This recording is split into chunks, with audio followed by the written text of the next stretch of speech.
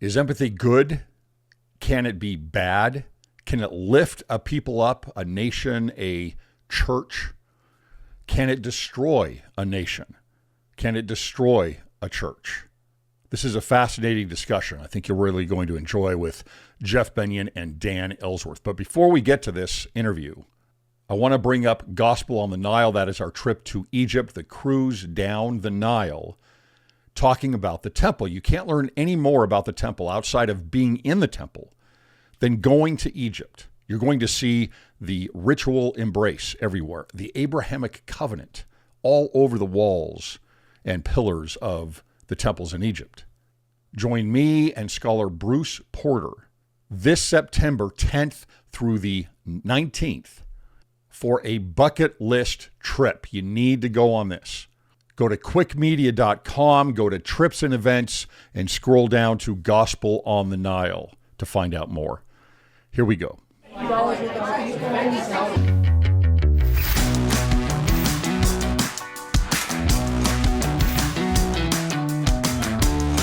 right, welcome to Cwic Show. My name is Greg Mattson, and I am your host. In this episode, we bring in the dynamic duo of Dan Ellsworth and Jeff Bennion. Welcome, guys.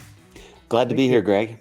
You guys recently wrote an article published in Public Square magazine called Empathy or Echo Chambers. I was very interested in this because you get very technical on looking at what empathy is, how we express this, when it's good, when it's bad, etc. And I've talked a little bit about this.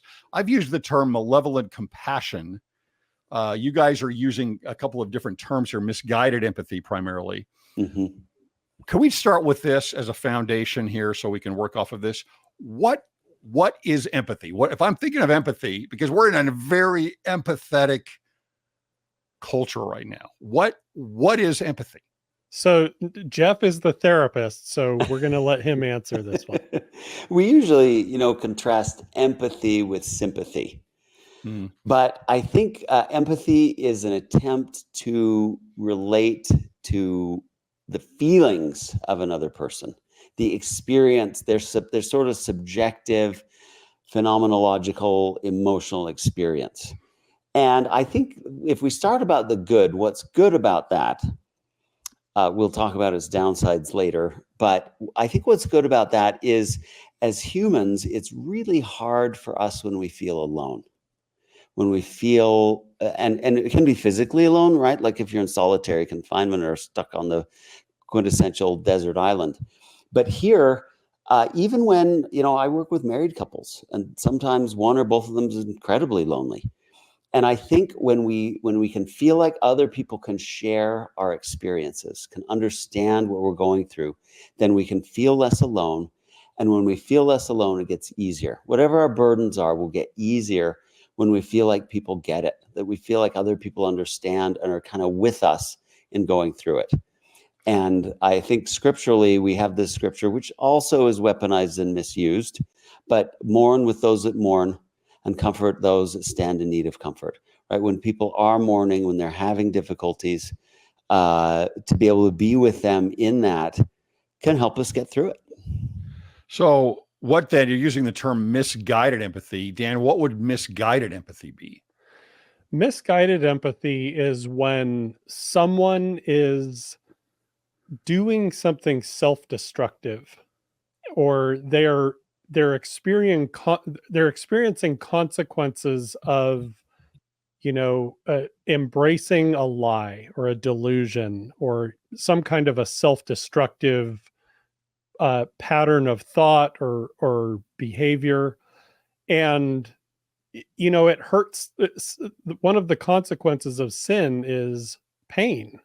Sin, it can be exciting in the moment, but eventually it leads to a lot of pain. You don't have to watch like a lot of true crime shows to know that. I mean, most of us just know that on some level from experience.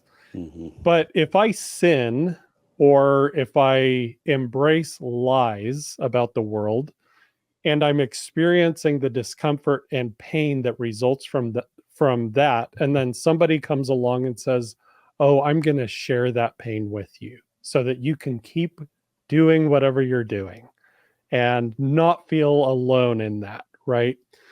That's not necessarily helpful. Now, if my dog dies and I'm in pain as a result of that, and my neighbor who loves dogs too, comes over to talk with me about it, that's different.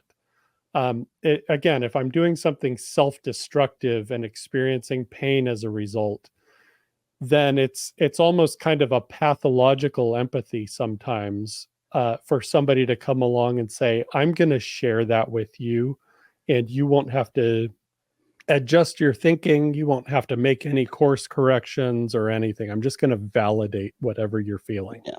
If you have a pain like that's coming from a wound or maybe a broken bone that hasn't healed, do you give somebody an anesthetic, or do you maybe recast that bone, which might be a little painful, but might get you on the path to greater healing? So sometimes empathy is an anesthetic when you need a new splint or something. So Right. I'm thinking of this empathy. This sounds, I know some people are going to hate this. Is empathy neutral? And it depends on how it's used. For example, money. If I have money, I can use it for good or I can use it for evil.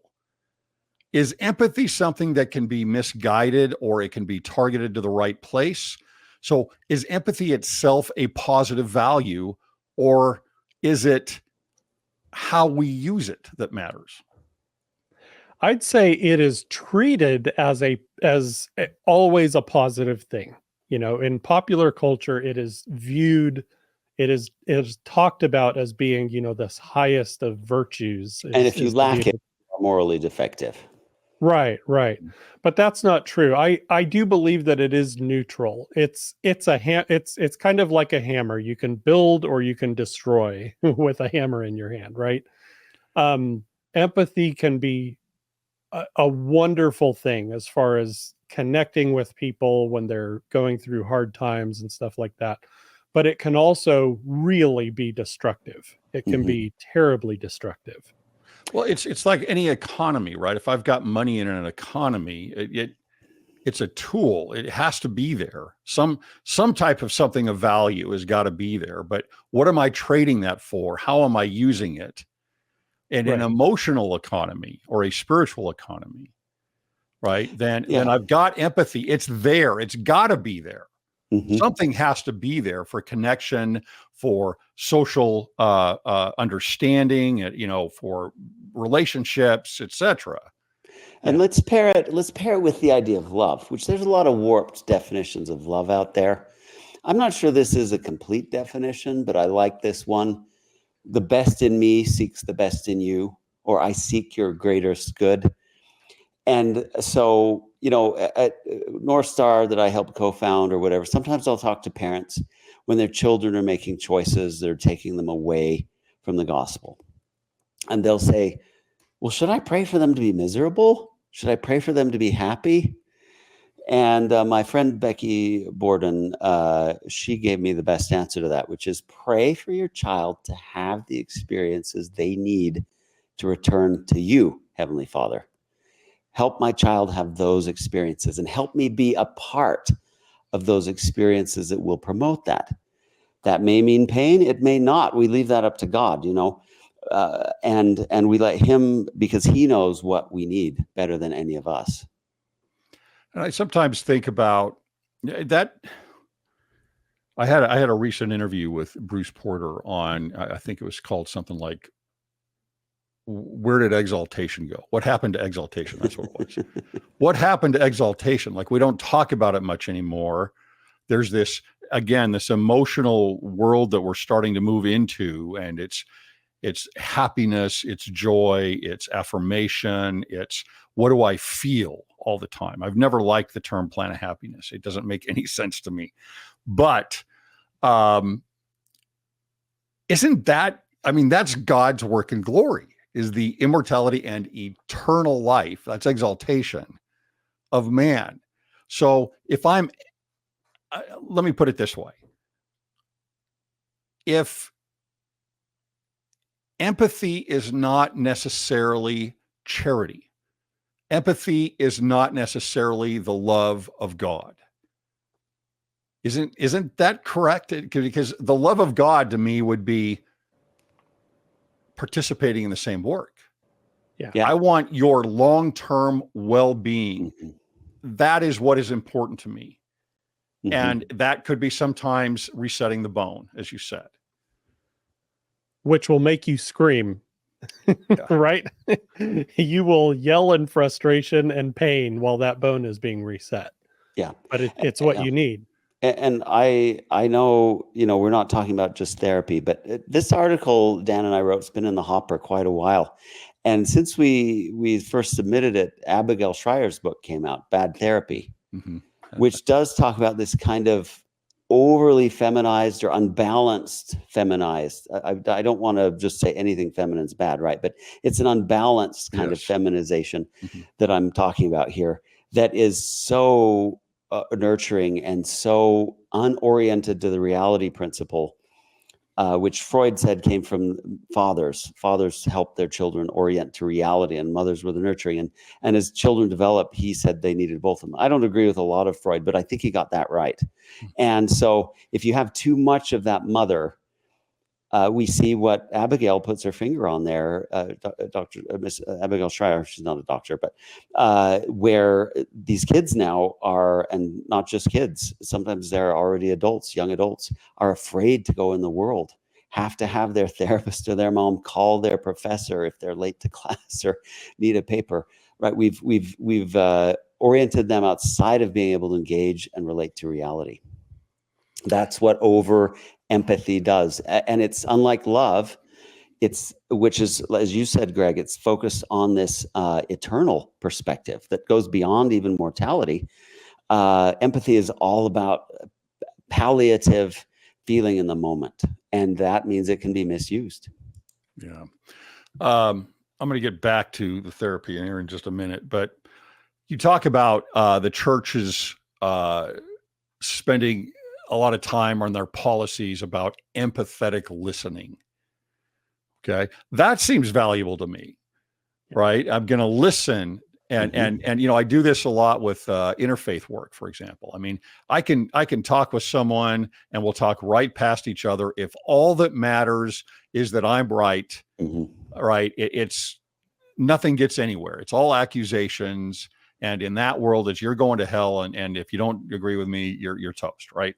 But if you can focus on at least understanding where they're coming from, and that can matter more, and on, I will say also on building a relationship, then you can talk about those other things in a completely different light. Yeah. And there's a reason why we bring that up in the article. How sometimes we're encouraged, when we talk about going to minister to people who are having a hard time, we're often encouraged to engage in empathetic listening. I'm going to tell you, a hard story.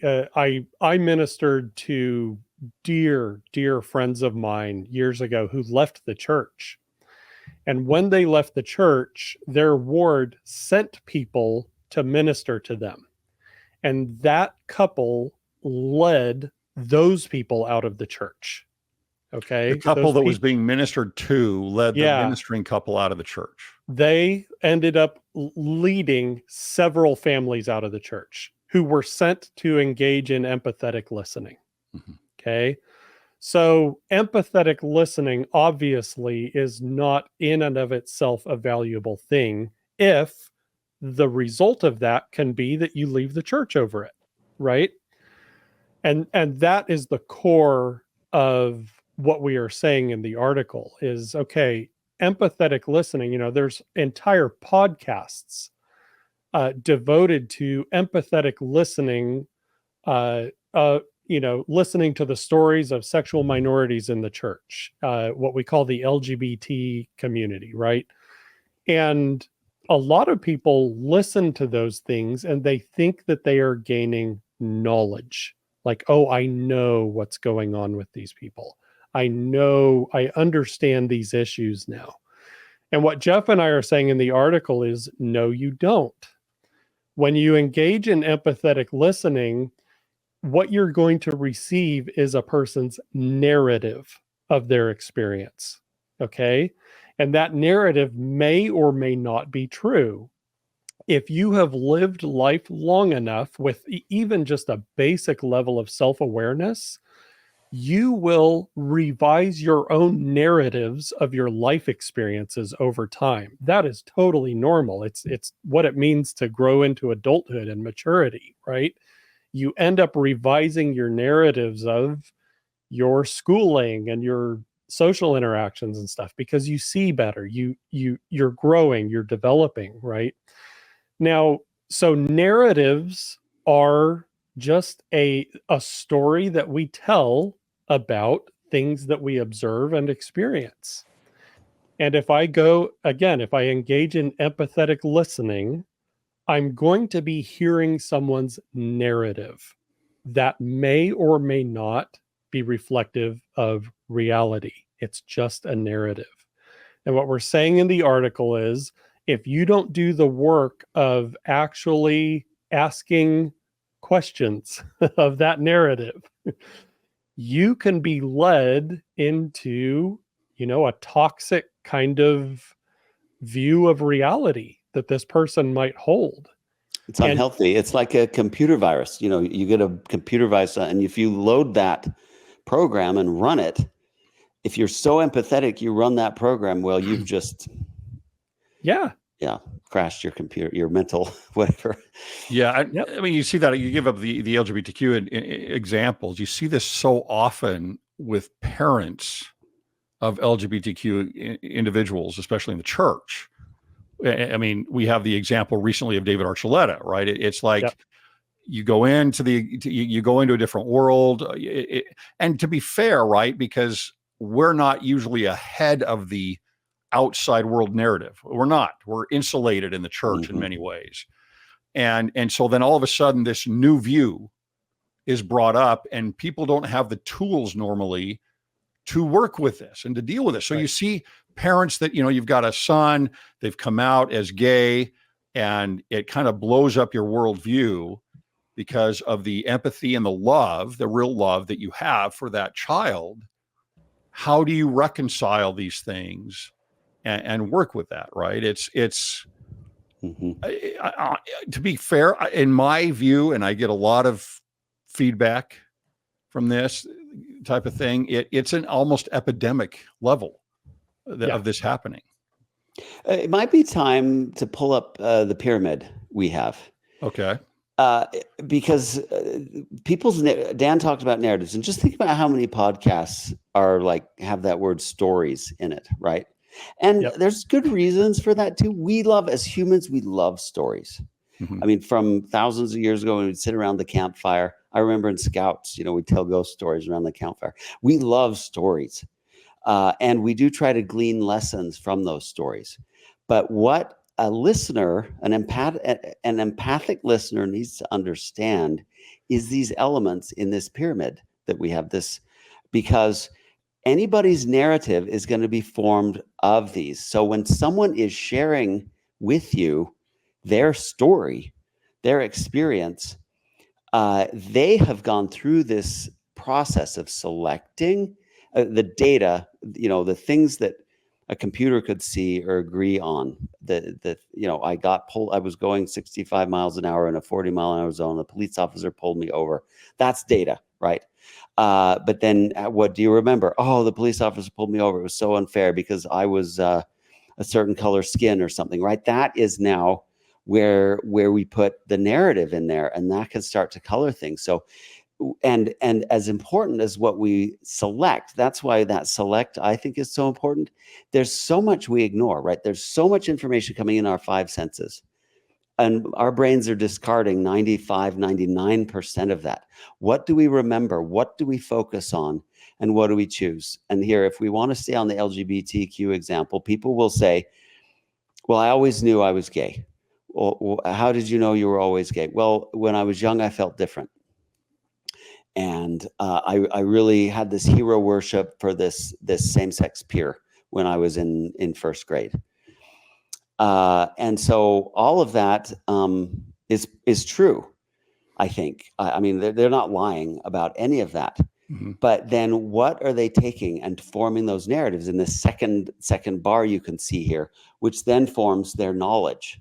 All right, okay, I am now this thing called gay. Well, what does that mean? And so all of it is built on top of each other, and then it comes out to that. But there's other data.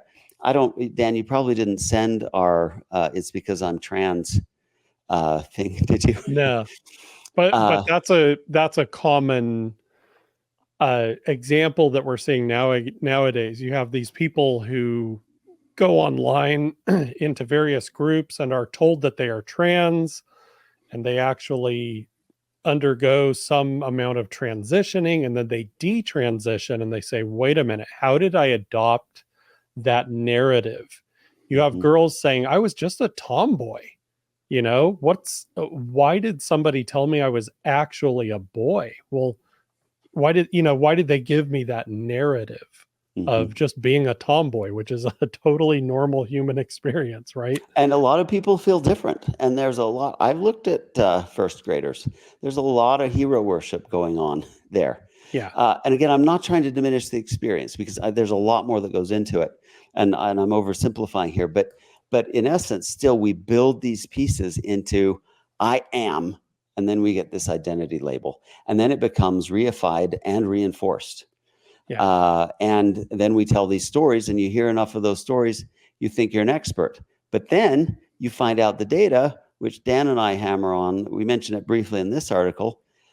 Turns out the research and evidence base for sexuality being lifetime stable and something you're born with is weak to false to non-existent. Right. So either unprovable, unproven, or shown to be false, depending on how you want to exactly operationalize it. So, and you can have 1,000 people tell you they feel that they were born gay. Certainly that's their experience. Can it really be true?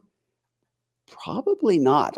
I mean, I would have been a little more tentative 10, 15 years ago, but today I'm more confident saying, yeah, that's just not what the data shows. And that's where the information comes in. Okay, right? So here's my question. I'm just a little off. I don't know if this is off topic or not, but so I know people, though.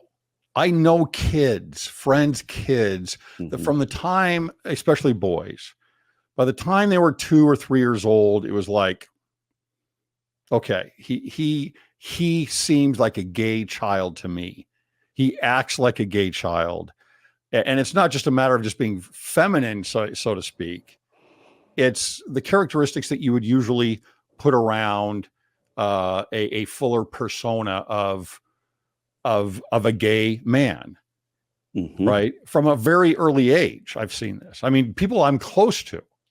This is great, though. I love you bringing up this example, because why do you say he seems gay? I think a more precise way to put what you're observing is gender nonconforming.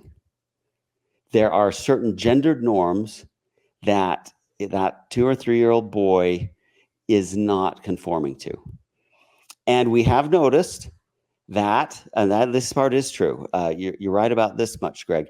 Those who are gender nonconforming as children tend to become what I call sexual minorities, or I often will adopt identity labels such as gay, lesbian, and so forth. So yes, in that sense, that is true. There's certain temperaments or certain gendered ways that they interact with that tend to predict those things. But the question is why? Right. Now, don't ask me. I'm asking you. Well, but the point here is, these things, these are data. If a child is behaving in a certain way, those behaviors are data.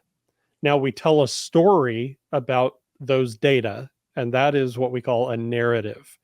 And that's information and narrative. We're using those kind of synonymously here.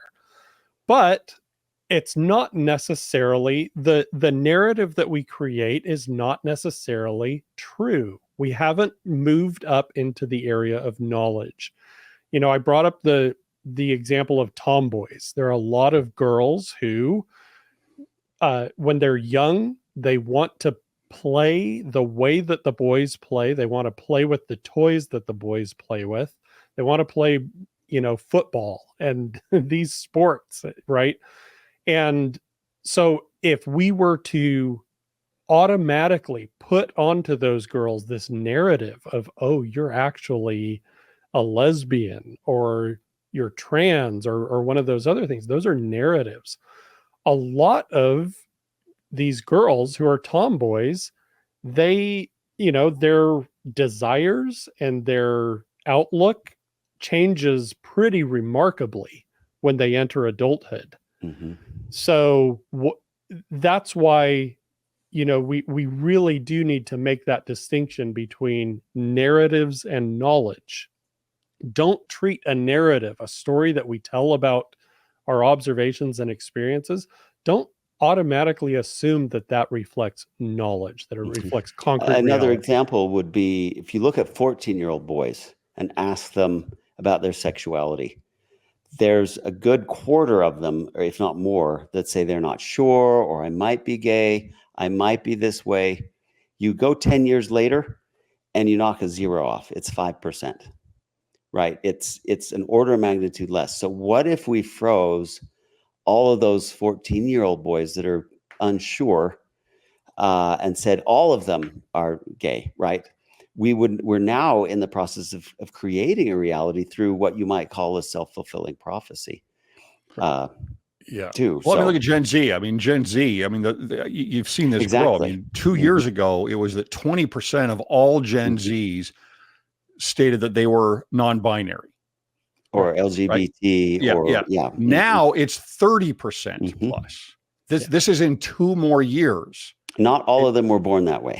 Couldn't be. Right. No, I get that. Yeah. No question. I understand that part. I mean, trust me, that's what we talk about a lot about here. It's that narrative then that you're talking about that is being built, that it's a worldview pretty much oftentimes, but that's what I think people really need to understand with all of this. There is a narrative as compared to the data, right? That those things are distinct, and therefore narratives also are easily adopted or created for political purposes. Or other purposes. Or for other purposes, period. That's right. Yeah. And so you've got to, if you're a parent, for example, of someone who's LGBTQ, you've got to be able to say, here is my son or daughter, and this is what they are experiencing, and I need to offer charity and overall hope for their well-being. Okay.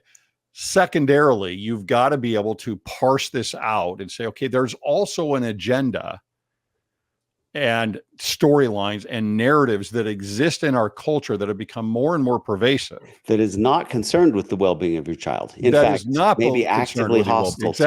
Exactly. And so, people sometimes, oftentimes you'll get, for me, if I'm talking against the agenda, if I'm talking against the narrative, it's, well, you're homophobic or transphobic or something else like that. It's like, wait a minute, this has nothing to do with that. There is a storyline and an agenda behind many of these narratives that has nothing to do with my care and love for this individual or this individual or this individual. Right. And so to be able to pull those apart, you have to be able to do that, or you're going to get sucked into the narratives are more and more popular with social media. Yeah.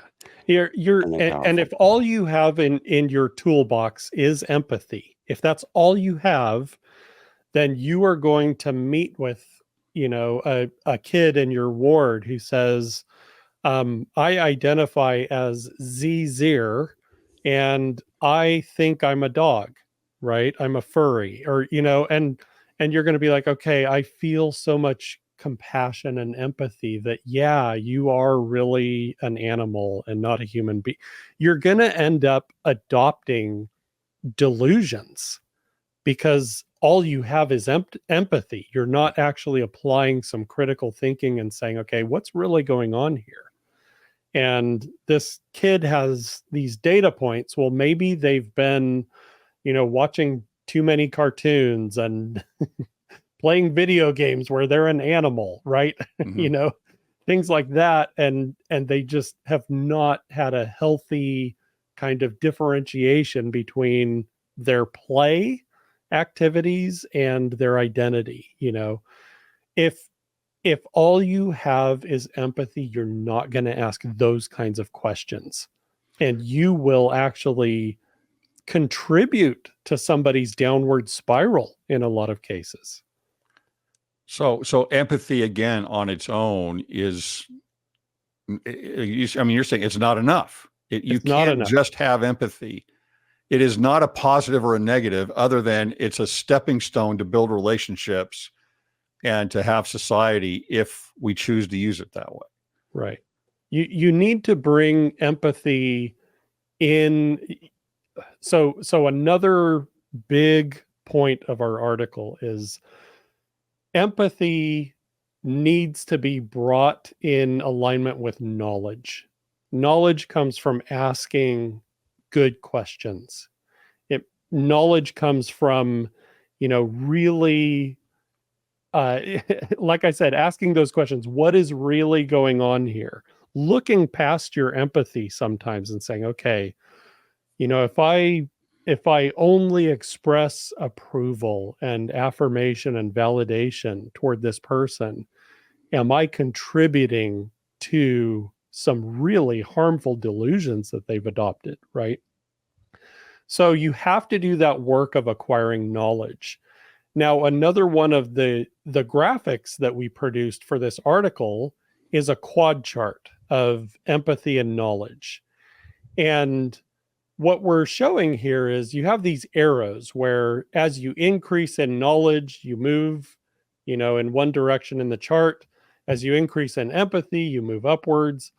And so you have these four different quadrants here. And you have down in the bottom corner, you have low empathy, low knowledge. And that's somebody who just doesn't feel any kind of sympathy or any kind of love or doesn't even care to relate to anybody's difficulties in any way. And it also isn't curious about finding out more about what that person's going through. That can be a dangerous person. Yeah, absolutely. They do a lot of harm. They drive a lot of people out of the church. Yeah. They do. This is just kind of an angry, bitter person and they've decided they know everything too, and they don't care. Right. Now, above that, you have high empathy and low knowledge. Okay. It's better, but still not good. Right. High empathy and low knowledge is somebody who just listens to podcasts of people saying, oh, I'm a gay member of the church and I'm dating men or faith crisis podcasts, whatever they are, right? Yeah. There's a lot of and their whole podcast devoted to people basically complaining about the church. Oh, it's hard. And this concept is confusing. And people will go on and just empathize and be like, oh, that must be so hard. But they never actually ask questions like, okay, what do I bring to this equation, right? Am I just putting forward a narrative here? And is that narrative accurate or is it not? They don't do that work of actually asking questions because they might feel like they're not being empathetic, right? If they ask any rigorous or challenging questions.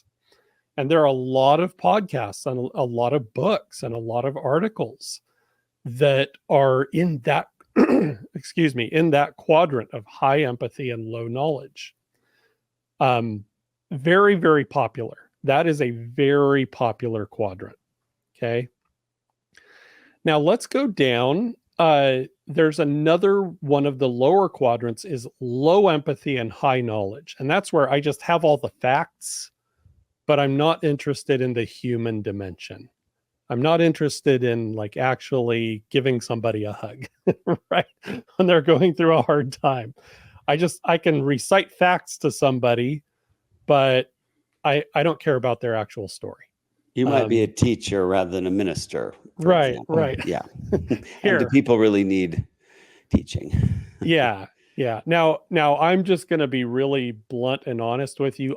I often go into that quadrant because I get cerebral about things, and I sometimes forget that there often is like this human dimension, and people do have a story, and it is important to just kind of understand, hey, whether or not their narrative is accurate, they are going through something, and I need to love them, right? Mm-hmm. But I tend, unless I'm conscious about it, I kind of tend toward this quadrant, I think. Low empathy, high knowledge.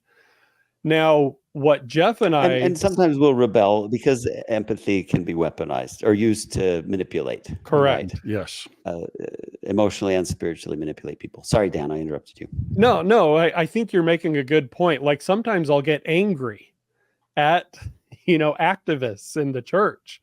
And I will just, like Jeff said, you kind of rebel and react and reflexively, okay, I'm going to jettison my empathy because I'm mad at these other people who have this misguided empathy, right? So they have this misguided empathy. I'm going to have no empathy, right? I do that sometimes. I think that's just kind of a normal. That's an interesting take. They have misguided empathy and I have no empathy. Right. I'm going to respond to that by having no empathy. I'll show them, right? That is not what the Savior would do. Not to sound manipulative myself, but yes. Right. but I do think that is kind of a normal human response to a lot of the activists in the church who are weaponizing empathy, who are pathologically empathetic and are trying to shame other people and so forth. Now let's go up. And you have an old meme you did. Mourning with those that mourn doesn't mean participating in someone's psychodrama. What were your other ones? Yeah, it doesn't mean embracing their delusions about the world. It doesn't mean validating their lying and their poor behavior. It doesn't joining them in their anger. Yeah. Yeah. But every time General Conference comes around, people respond to it in terrible ways, very immature ways. And then when we call them out on it, they say, oh, mourn with those who mourn. Right. No, you can't weaponize your empathy against me. I'm going to hold firm. And, anyway, it's something that we need to pay attention to and not get so consumed with our frustration toward activists that we lose our empathy altogether. Yeah. So you can have misguided empathy, and that is a little bit more of a passive, slightly more innocent approach. But as you're saying, you can have weaponized empathy also. Yeah, you can that have is not the same thing. You can have a or you can adopt the weaponized empathy. Yeah, I've heard the word pathological used to describe a lot of empathy, and I agree with that. It's like a sickness. It's like you're using people by exercising your empathy toward them. You're deriving something twisted from exercising empathy in situations where you shouldn't be. There's a wonderful book, I think you've referred to it before, Greg, called Against Empathy, written by, I believe, a Catholic man. And that's Paul Bloom. Paul Bloom, yeah. He makes an excellent point that, first of all, empathy is exhausting. If that's all you're doing, a therapist would be exhausted if that's all they do. And because empathy is kind of value neutral, you can empathize with a mass murderer, you can empathize with Gandhi and Mother Teresa. Because it's value neutral that way, it can end up, it's just going to turn into partisanship with those two things, because you can't really empathize with everyone, and it's value neutral. Effectively, at least in the public sphere, in the therapy chair, great. But in the public sphere, empathy always is going to devolve into partisanship, and you're going to care about someone's feelings more than others, and that's who you're going to go to bat for. And the others you don't have empathy for, because you can't really have empathy for everyone, are just going to be out in the cold. Forget them. Right. So principles are better. I love G.K. Chesterton. He wrote this 100 years ago in Orthodoxy. but it's more true than when he wrote it. He said, the modern world is not evil. In some ways, the modern world is far too good. It is full of wild and wasted virtues. When a religious scheme like Christianity is shattered, it is not merely the vices that are let loose. The vices are indeed let loose, and they wander and they do damage. But the virtues are let loose also, and the virtues wander even more wildly, and the virtues do more terrible damage. The modern world is full of the old Christian virtues gone mad, and the virtues have gone mad because they have been isolated from each other and are wandering alone. Thus, some scientists care for truth, and their truth is pitiless. Thus, some humanitarians only care for pity, or what we would call today empathy. And their pity, I am sorry to say, is often untruthful. So Dan and I say, let's bring them together. Yeah.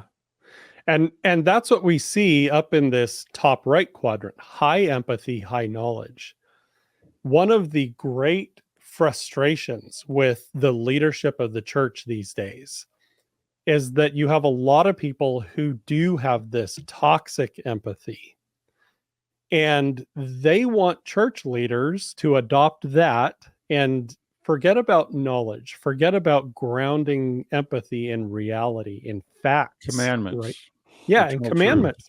Commandments, Law. all they do, they ground us in reality. Yes. Right. And so you do have a lot of people who get really frustrated with church leaders because why can't you just be empathetic like me? Why do you insist on, actually asking hard questions of society? Or they will say, the activists will say, if you just knew more of whatever this people they have the empathy for, if you just heard more of their stories, you would come into my high empathy, low knowledge sphere. Right. They don't put it that way, but effectively, if you knew more of these narratives, if you heard more of these stories, you'd believe what I believe. Yeah. I had a friend a couple of weeks back show me something. There's it's still in it today. I think it's the Oxford Dictionary under the word charity. And people can look this up and see if they still see it there. But I think it's it might be the fourth definition of charity. And this goes all the way back to, I think it's Webster's 1828 definition also on charity. It's also one of the top 3 or 4 that are in there, but it's judging with empathy.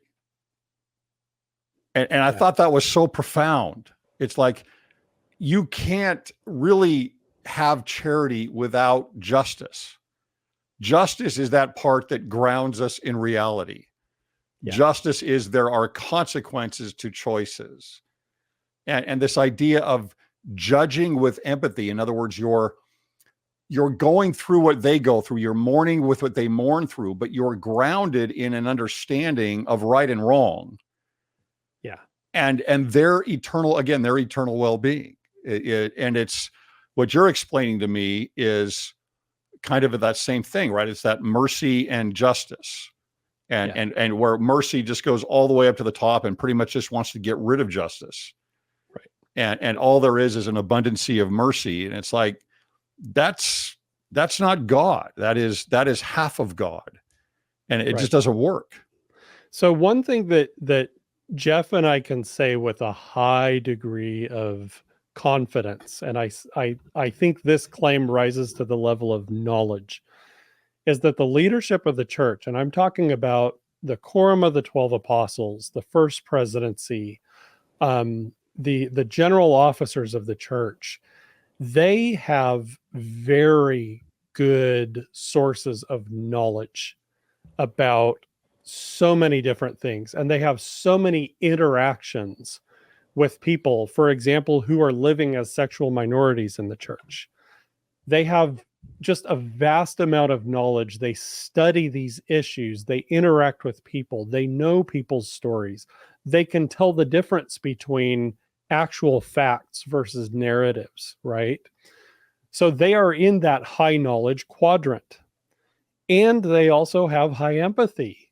Like church members who are struggling, they are very empathetic toward church members who are struggling.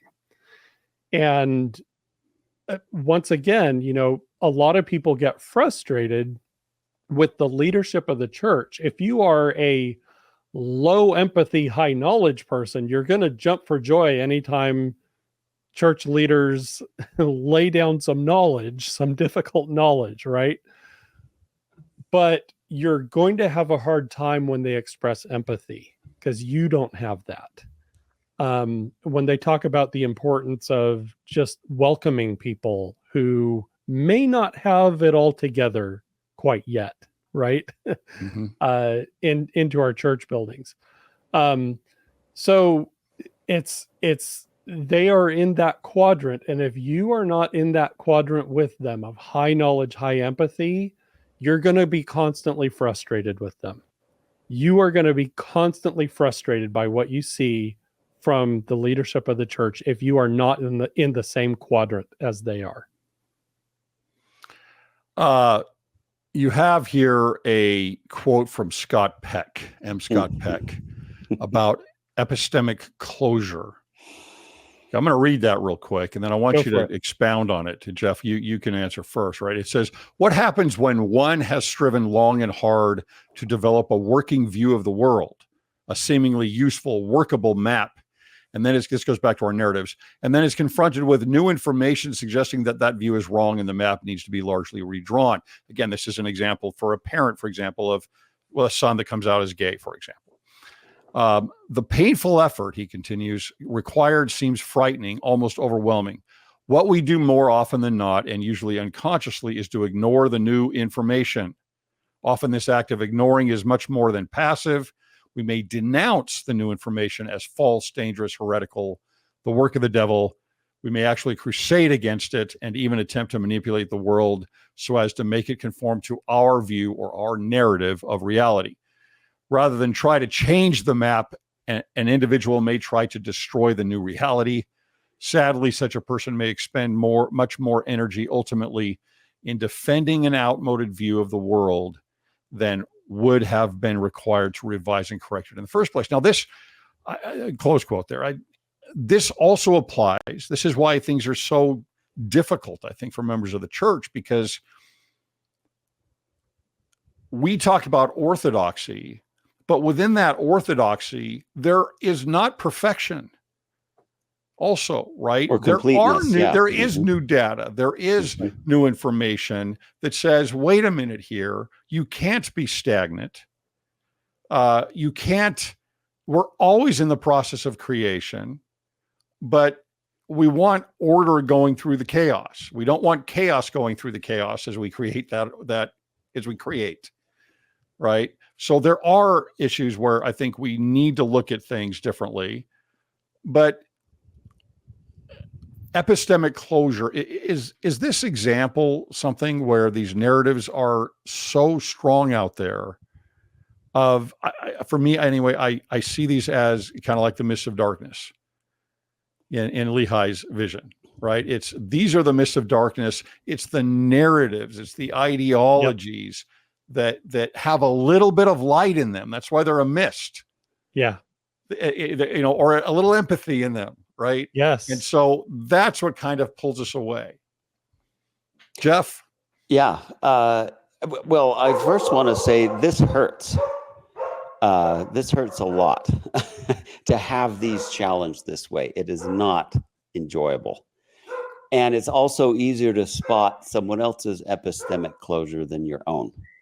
Yeah. So, and so that's the problem. How can we be humble enough to be able to do this experience? I was thinking when you were reading that, Dan, or Greg, and then Dan, when you were commenting about Moses, when he said, which thing I had never supposed, when he's having this cosmic vision. So here's Moses, who has his worldview shattered. And God's really good at doing this, right? Any kind of conversion experience could probably be put in this category.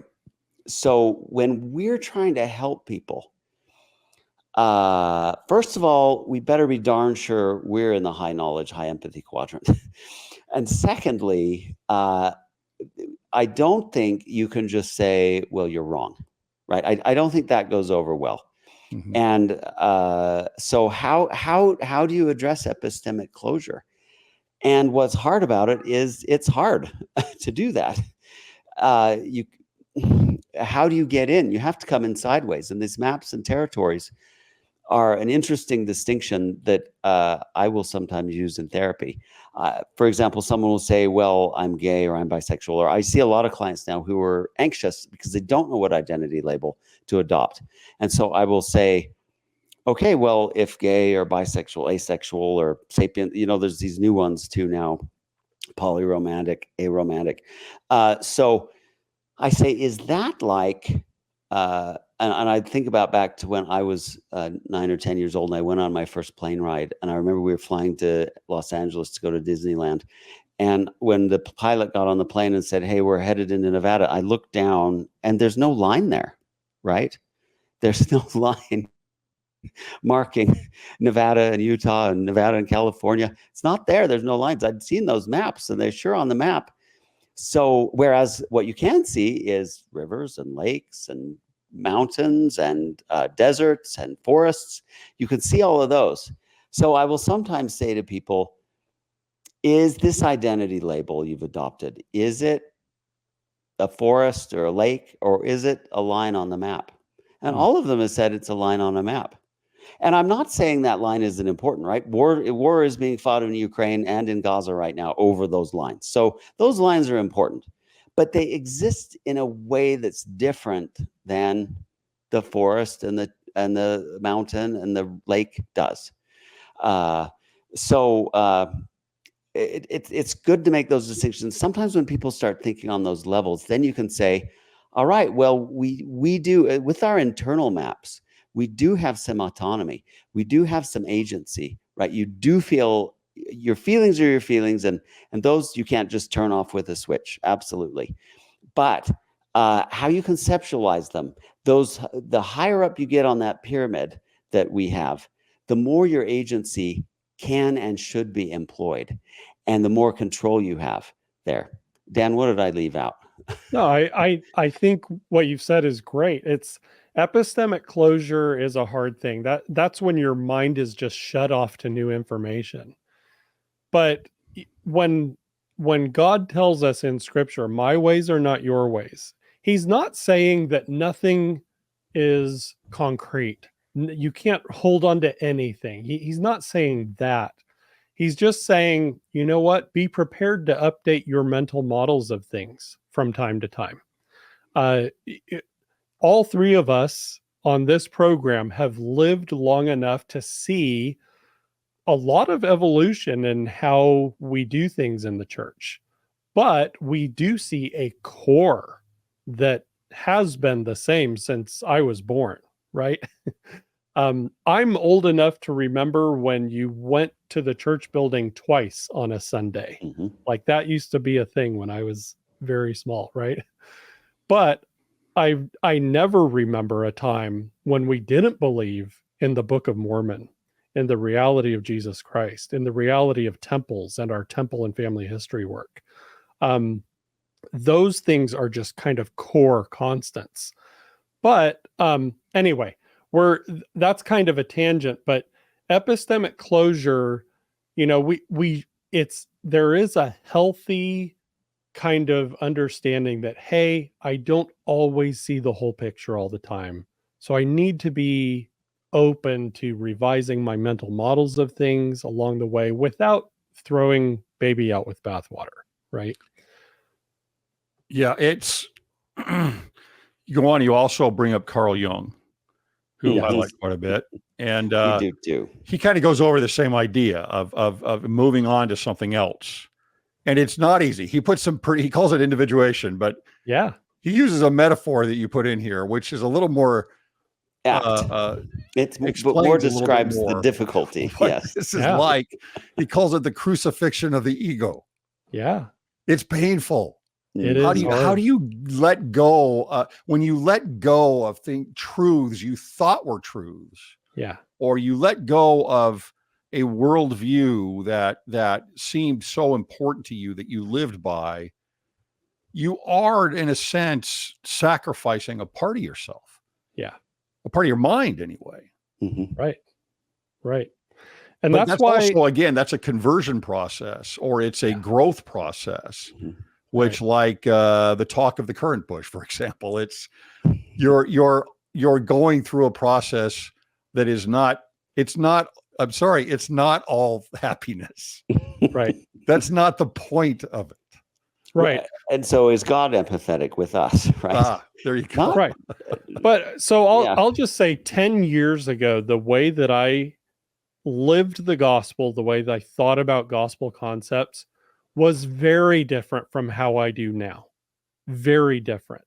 And I hope that 10 years from now, I have grown and expanded my understanding, and again, not thrown the baby out with the bathwater. A lot of people say, oh, I'm expanding my understanding, and that's why I don't believe in the gospel anymore. No, you haven't expanded your understanding at all.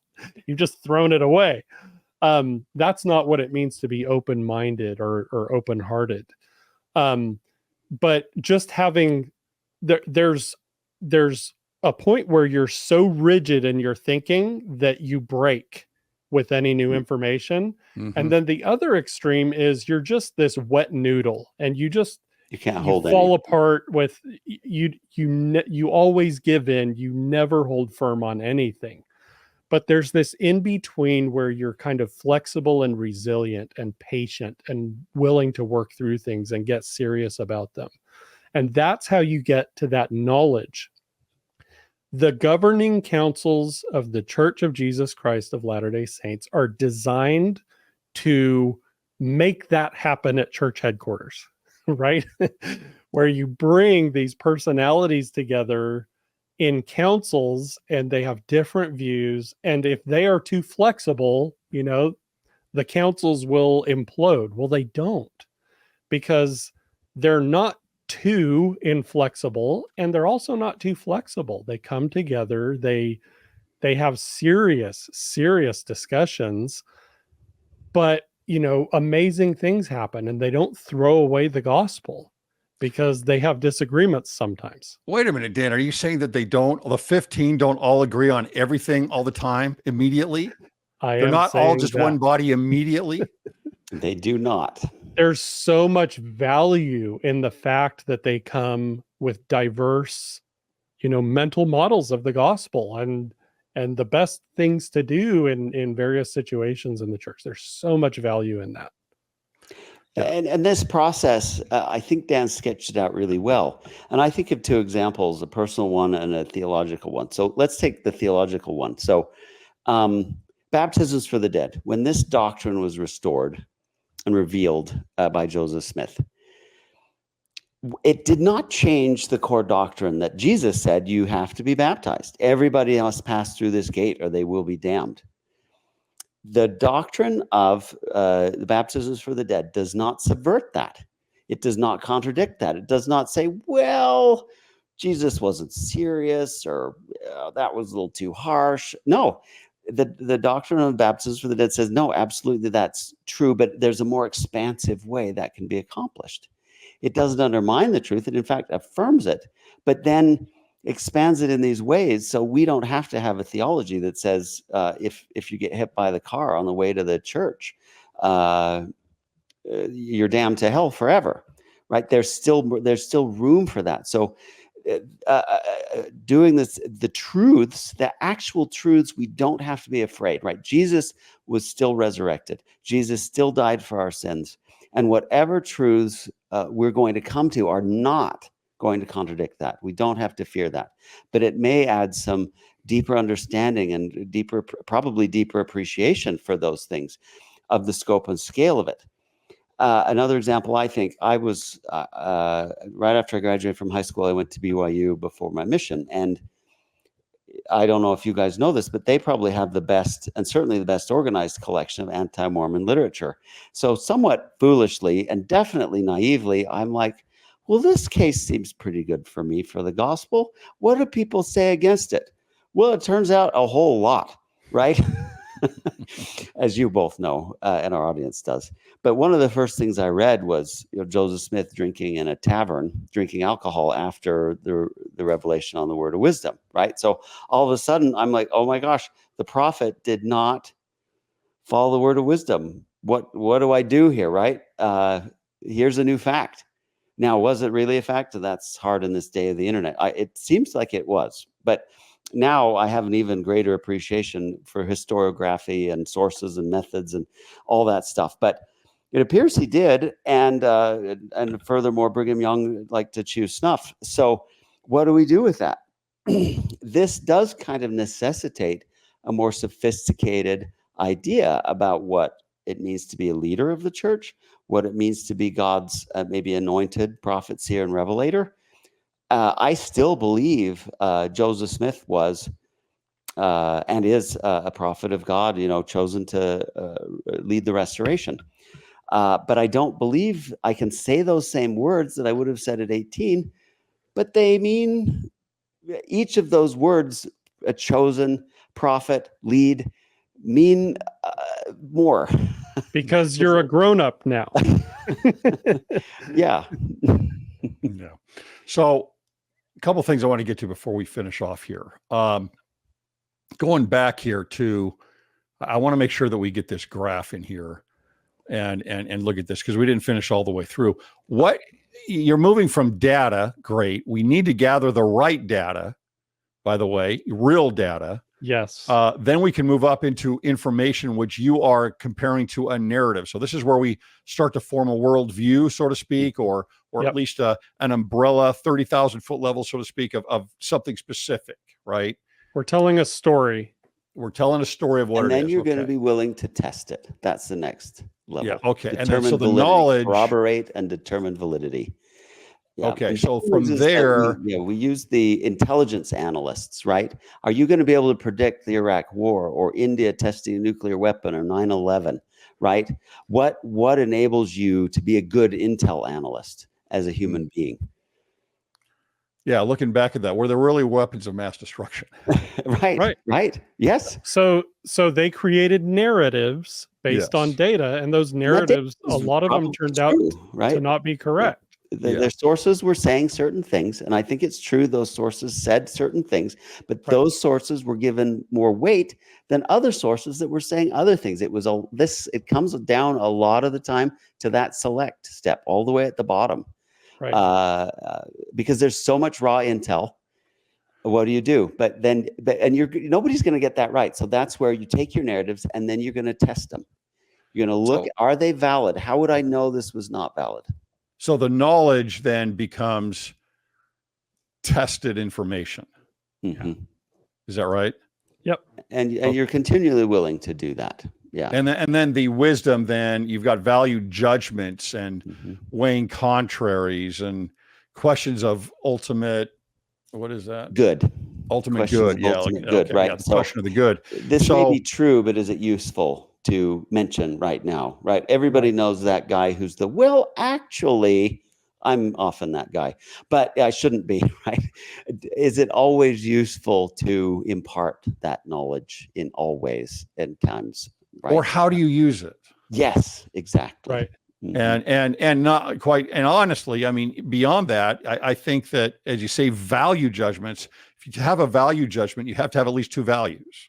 Yes. So if I've built this up over here and I've gone through up to a position of knowledge, but there's something else where I see, hey, this map also lays over this other map, right? So doctrine, eternal truths, right? And then I've got a knowledge about, as we're talking a lot about LGBTQ issues here, where do I bring these together? Where are the values up above one another here on these two sets of data that I have? And then the wisdom to me would be, how do I bring these together or place one above another here or there and then impart it, right? Yeah, I think the wisdom, it has to do with, to me, the value judgment is so important. And I've focused on this a lot lately, is evil comes from bad value judgments. Yes. It rarely ever does evil come in and just say, I am horrible accept me. Right. Right. It just doesn't happen like that. It's only one value. Yeah. It's like to an extreme. It's like President Nelson's, I call it his identity hierarchy.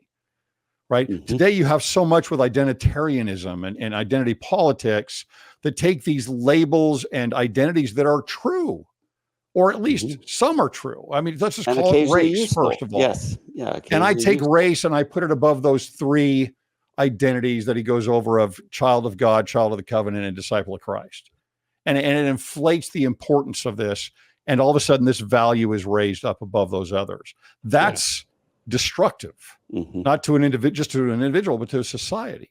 So wisdom to me is, can I match somehow the values of God? Can I match the values of truth? Because all that is to me is just, where do you place your value, like empathy? Where do you place your values? You would never go wrong quoting Neil Maxwell. So here's Elder Maxwell. Oh, he's the best. Riffing off of that Chesterton quote I read earlier. He says, there's an ecology that pertains to spiritual things, to human nature, which when violated brings a series of consequences, just as automatic and inexorable as the ecology that is born of the cluster of laws governing nature. The gospel of Jesus Christ is a collection of principles woven together in the fabric of immutable law. This is the romance and high adventure of orthodoxy. Now, let me just pause and say, most people think orthodoxy is boring, but I'm with Elder Maxwell here. Orthodoxy, true, correct orthodoxy is actually, and I wouldn't have said this 10 years ago, speaking of Dan, I would not have said it's romantic and adventurous to be orthodox, but it is. Absolutely. The best thinking, the most interesting and fertile fields of inquiry are within orthodoxy. I would stand by that. There's so much hidebound and boring in the world today that's just boring, frankly. These principles, bound together, not only give us salvation, back to Elder Maxwell, but they also give us balance, depth, and happiness in our lives. The doctrines of Jesus Christ are so powerful that any one of these doctrines, having been broken away from the rest, goes wild and mad, as G.K. Chesterton observed. The principle of love without the principles of justice and discipline, Elder Maxwell adds discipline, goes wild. Any doctrine, unless it is woven into the fabric of orthodoxy, goes wild. The doctrines of the kingdom need each other just as the people of the kingdom need each other. That's fabulous. That's wisdom. Yes. Absolutely. That is wisdom. That's absolutely. Awesome. That's the best, one of the best descriptions of wisdom you'll ever hear right there. Yeah. Well, guys, thank you so much is there anything else you wanted to get in here from the article before we end the interview? Nope. Thanks for having us on, Greg. We appreciate it. Yeah, it's been I really appreciate you guys coming on. You play off of each other really, really well. And again, I love the technical nature that you're going into on this, because you have to be able to dissect it. Yeah. You have to be able to make those value judgments. And if you don't dissect something, you can't look between the values and bring everything together. So I think it's a very important article. You guys can find this at Public Square Magazine. Is it org? publicsquaremag.org. Yep. The article is called Empathy or Echo Chambers, written by Dan Ellsworth and Jeff Bennion. Thanks, guys, so much. Really appreciate it. Thank you. Take care, Greg.